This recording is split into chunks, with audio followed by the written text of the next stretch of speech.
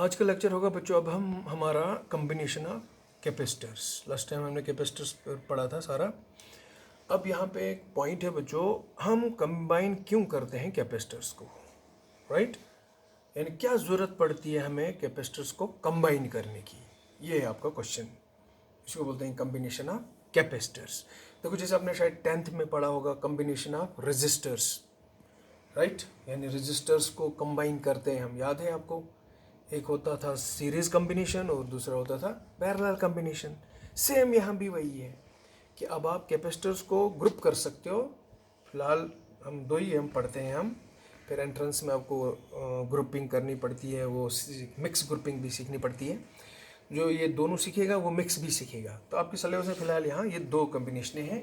एक को बोलते हैं कैपेसिटर्स इन सीरीज और दूसरे को बोलते हैं कैपेसिटर्स इन पैरेलल्स, या फिर in other words series combination बोलो और पैरेलल कम्बिनेशन बोलो। तो चलिए मैं आपको सिखाता हूँ सीरीज कम्बिनेशन कि अगर हम कैपेसिटर को सीरीज में जोड़ते हैं तो क्या फ़ायदा होगा। हमने देखना है फ़ायदा, राइट? नुकसान तो नहीं, फ़ायदे की सोचेंगे हम। तो जैसे अब आपको मैंने लास्ट टाइम समझाया है कि कैपेसिटर होता क्या है, कंडेंसर होता क्या है, एक चार्ज स्टोरिंग डिवाइस या इलेक्ट्रिक एनर्जी स्टोरिंग डिवाइस। सो इसकी मल्टीपल यूजेज हैं। तो अब हम पैरेलल प्लेट कैपेसिटर स्टडी कर रहे हैं और मैंने फिगर में 3 कैपेसिटर दिखाए हैं जिनको मैंने सीरीज में जोड़ा है। बिटवीन ए एंड बी मैंने 3 कैपेसिटर जोड़े हैं डिफरेंट कैपेसिटी के, C1, C2, C3। आप इक्वल कैपेसिटी के भी ले सकते हो, ऐसा कोई नहीं है। तो लिहाजा 3 कैपेसिटर पैरेलल प्लेट कैपेसिटर्स जिनकी कैपेसिटी C1, C2, C3 है, इनको मैंने पॉइंट ए और बी के बीच जोड़ा है। देखो जोड़ना कैसे, ये भी आपको याद रखना है। मैं 3 कैपेसिटर आपके सामने रखता हूँ, उनको सीरीज में जोड़ना है। कैसे जोड़ोगे? यहाँ देखो, पहले कैपेसिटर की राइट प्लेट दूसरी की लेफ्ट प्लेट जोड़नी है, दूसरे कैपेसिटर की राइट प्लेट तीसरी की लेफ्ट के साथ जोड़नी है। ओके, तो इस तरीके से आप जोड़ते जाएं, वो सारे जो हैं सीरीज में आ जाएंगे। एक टिप भी मैं बोलूँगा आपको, टिप याद रखना कि कब हम बोलेंगे कि ये कैपेसिटर सीरीज में है। याद रखना, जब हमें ए से जाना हो बी, ए पॉइंट से बी पॉइंट, हमारे पास रास्ता सिर्फ हो एक। देखो हमें रास्ता एक ही है ए से बी जाने के लिए। ये नहीं बोलना आप यहाँ से ए से जा रहे हैं बी, रास्ते में जितने भी कैपेसिटर होंगे they will be in series. Point समझ गए? ये टिप याद रखना कि जब भी एक पॉइंट से दूसरे पॉइंट जाना हो, बीच में कैपेसिटर लगे हों, तो रास्ता सिर्फ एक हो तो वो कैपेसिटर कहलाते हैं इन सीरीज। और जब पैरेलल की बारी आएगी वहाँ भी मैं समझाऊंगा, टिप दूंगा। तो ये है कैपेसिटर्स इन सीरीज। मैंने 3 जोड़े हैं, 5 जोड़ सकते हो, जितने मर्जी जोड़ो। 3 इजी होते हैं समझना, इसलिए 3 कैपेसिटर आप देखोगे किताबों में, नोट्सों में 3 ही अक्सर लिए जाते हैं। अब इन तीनों को मैं पोटेंशियल डिफरेंस कितना दे रहा हूँ? V। बैटरी के साथ जोड़ता हूँ तो पोटेंशियल डिफरेंस कितना दे रहा हूँ? V। चलिए आप सीखते हैं क्या होगा। लीजिए इस एंड को आप पॉजिटिव दे रहे हैं यहाँ से, ओके, और मान लो आपने चार्ज दिया प्लस Q, यहाँ से फ्लो करेगा प्लस Q। हो सकता है हम नेगेटिव को अर्थ करेंगे, राइट? अब जब प्लस Q चार्ज यहाँ से फ्लो करेगा तो इस वाली प्लेट को मिलेगा पॉजिटिव चार्ज, मिलेगा कि नहीं? राइट। और बाय इंडक्शन आपको सिखाया गया है, इनसाइड यहाँ पे क्या होगा? Induce negative charge. मैग्नीट्यूड जितना है यहाँ चार्ज का, यहाँ उतना ही मैग्नीट्यूड यहाँ, और बाहर यहाँ पे इंड्यूस होगा पॉजिटिव। ओके, तो ये जो पॉजिटिव होगा, चुनाच आपको पता है ये फ्री है, तो इसको एक रास्ता यहाँ से मैं दे रहा हूँ। ये देखो, ये कंडक्टर से जोड़ा है ना, तार जुड़ी है, तो ये फिर पॉजिटिव प्लस Q फ्लो करेगा, इसको मिलेगा, तो फिर इस पर चार्ज सेम इंड्यूस होगा, और यहाँ इनसाइड नेगेटिव इंड्यूस होगा, और उतना ही यहाँ बैक साइड पॉजिटिव, और सेम पॉजिटिव यहाँ से फ्लो करेगा तो इसको मिलता जाएगा, और यहाँ पे नेगेटिव। इस तरीके से सिलसिला जारी रहेगा, जितने आप जोड़ते हो तो सारे कैपेसिटर हो जाएंगे चार्ज, राइट? और एक पॉइंट याद रखना, सभी पर चार्ज क्या होगा? सेम। जितना आपने दिया यहाँ से, इस पर भी वही चार्ज, इस पर भी वही चार्ज, इस पर भी वही चार्ज, तो all the capacitors will acquire same charge. तो यहाँ एक ऑब्जेक्टिव टाइप क्वेश्चन पूछा जाता है कि when capacitors are connected in series which quantity remains constant. तो आपने क्या सीखा, which quantity remains constant, charge क्यों रिमेन्स कांस्टेंट। सभी कैपेसिटर्स पर आ जाता है सेम चार्ज। इसके साथ ऑप्शन और होते हैं 2-3, क्या पोटेंशियल कांस्टेंट रहता है, कैपेसिटी कांस्टेंट रहती है, और कुछ 3-4 चीज़ें होती हैं। तो आपने यहाँ याद रखना है कि जब कैपेसिटर सीरीज में जोड़ा जाते हैं तो वो जब उनको चार्ज किया जाता है तो ऑल एक्वायर सेम चार्ज, यानी चार्ज रिमेन्स कांस्टेंट। अब चुनाचे सबकी कैपेसिटी डिफरेंट है, राइट। अब आपको पता है कि अब यहाँ बाउंड चार्ज कौन है, पॉजिटिव और नेगेटिव, तो इन दोनों प्लेटों के बीच सेटअप हो जाएगा पोटेंशियल डिफरेंस। इन दो प्लेटों के बीच सेटअप होगा पोटेंशियल डिफरेंस, इन दो प्लेटों के बीच पोटेंशियल डिफरेंस। ऑल्दो चार्ज सब पर सेम है, लेकिन सबकी कैपेसिटी क्या है, डिफरेंट, तो पोटेंशियल डिफरेंस भी डिफरेंट होगा, राइट।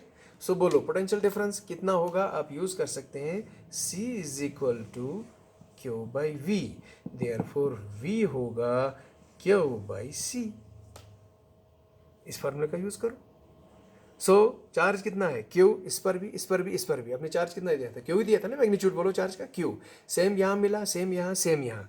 सो बोलो यहाँ पे पोटेंशियल डिफरेंस में लिखूंगा V1 इस पर दिस फार्मूला, क्योंकि कैपेसिटी क्या है C1, तो यहाँ पे पोटेंशियल डिफरेंस कितना होगा, V1 बराबर है पहले कैपेसिटर पे Q बाई C1, और यहाँ दोनों प्लेट के बीच पोटेंशियल डिफरेंस ले लो V2 एज पर दिस कितना होगा, V2 Q by C2।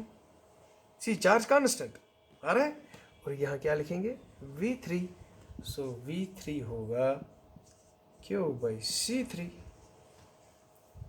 Done.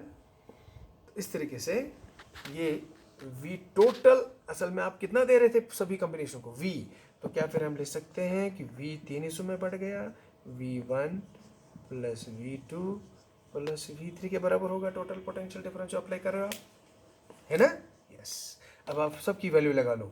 इस V की जगह क्या लिखूंगा मैं, ध्यान रखना, Q बाई C, लेकिन बच्चों यहाँ मैं C के सबस्क्रिप्ट में लिखूंगा S, यानी ये सारे कैपेसिटर सीरीज में है, राइट। तो ये जो कैपेसिटी सबकी होगी वही ये रिप्रेजेंट करेगी, right. Is equal to V1, यहाँ आ जाओ, V1 कितना है Q by C1 plus V2 कितना है Q बाई C2, V3 कितना है Q बाई C3। क्यों both side cancel, implies 1 by CS 1 by C1 1 by C2 1 by C3। ये बड़ा अहम रिजल्ट सामने आया, ठीक। मैं इस रिजल्ट को आपको एक छोटी सी न्यूमेरिकल से एक्सप्लेन करूंगा, ऐसे आपको समझ नहीं आएगा ये रिजल्ट क्या आया। मैं एक छोटी सी एग्जांपल लेता हूँ। मुझे उधर देखो, मान लो C1 2 माइक्रोफेरेड है इसकी कैपेसिटी, दूसरा उसकी कैपेसिटी 4 माइक्रोफेरेड है, और तीसरा उसकी 8 माइक्रोफेरेड है। तीनों डिफरेंट कैपेसिटी के मैंने लिए, मैंने कनेक्ट किया सीरीज में, राइट। अब मैं क्या इस फॉर्मूले का यूज करके अब देखो क्या निकाल के देता हूँ। करो ये वैल्यू सब्स्टिट्यूट इस फार्मूले में, 1 by CS equal to 1 by 2 plus 1 by 4 plus 1 by 8।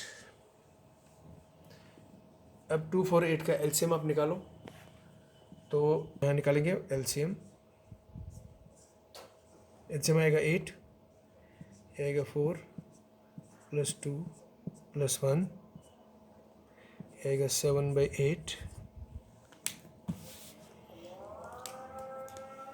निकालो यहाँ से बच्चों उल्टा करके CS आएगा 8 बाई 7, 8 बाई 7।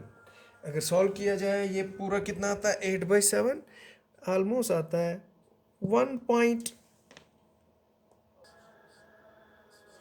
तो देखो मैंने जब इसी को उल्टा किया तो CS निकला कितना 1.1 माइक्रोफेरेड। यानी जब मैंने 3 कैपेसिटर सीरीज में जोड़े तो जो टोटल कैपेसिटी सबकी होगी वो ये होगी, total capacity, equivalent capacity, effective capacity, resultant capacity, जो मर्जी नाम दे दो, वो निकली कितनी 1.1 माइक्रोफेरेड यानी 1। आपके पास सबसे छोटा कितना कैपेसिटर था, इधर आ जाओ। सबसे छोटा कैपेसिटर आपका 2 माइक्रोफेरेड का था, फिर उसके बाद 4 का था और 8 का था। जब आपने कंबाइन सीरीज में किया तो दो सबकी टोटल कैपेसिटी बढ़ी घटी और कितनी आई, जो छोटा था उससे भी कम।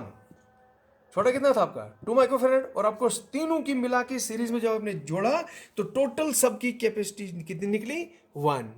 कहने का मतलब है कि सपोज मेरे पास 3 कैपेसिटर थे, मेरे पास 3 थे 2 माइक्रोफेरेड 4 और 8 का, मुझे लेकिन चाहिए 2 से कम, राइट। मुझे कैपेसिटी गिरानी है, घटानी है।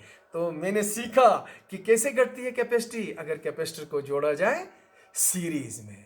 तो ये है क्यों हम इसी ये जो है कैपेसिटर को कंबाइन करते हैं। क्योंकि सपोज मैंने कोई मैं सर्किट बना रहा हूं, मुझे वहां कैपेसिटी कम चाहिए थी, मुझे 2 से कम चाहिए थी, मेरे पास था ही नहीं, मैं क्या करता, मेरा काम तो रुक जाता। तो मैंने सीखा है कि हाँ जी कैपेसिटी 2 से कम हासिल की जा सकती है अगर हम कैपेसिटर को सीरीज में जोड़े। तो वही मैंने यहाँ एग्जांपल दिया आपको। तो देखिए क्या फन है इस रिजल्टेंट का, जो रिजल्ट मुझे हासिल हुआ यहाँ, राइट।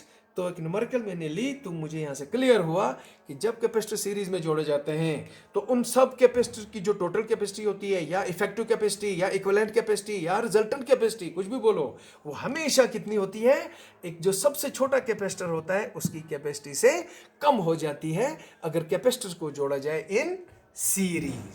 समझ गए बच्चों सारे। सो अब मैं लास्ट पे इसी फार्मूले का, अगर n कैपेसिटर मेरे पास तो क्या लिखूंगा, फॉर n कैपेसिटर्स। अगर आपने n कैपेसिटर सीरीज में जोड़े तो फार्मूला क्या बनेगा, फार्मूला बनेगा 1/CS, 1/CS is equal to 1/C1 plus 1/C2 plus dash plus 1/CN, और we can write 1/CS is equal to, बच्चों समेशन लिख सकते हो 1/CI, आई की वैल्यू दे सकते हो 1 to n।